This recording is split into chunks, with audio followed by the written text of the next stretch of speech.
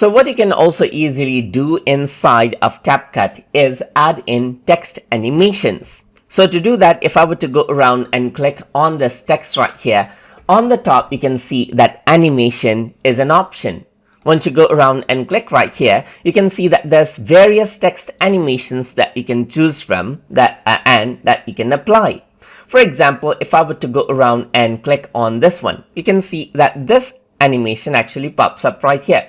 So this is the in animation, as you can see. If I were to go around and apply the out animation, then it actually gets the text to disappear, as you can see right here, just like this. So you can apply the in and out animation as you like.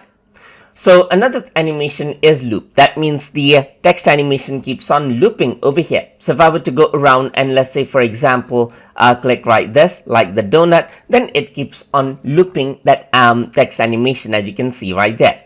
You can click on this and it keeps on looping as well. Click on this, it keeps on looping over here.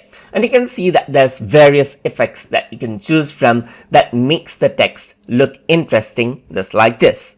So that is how you can go around and apply text animation as you like inside of CapCut to get the effect you want.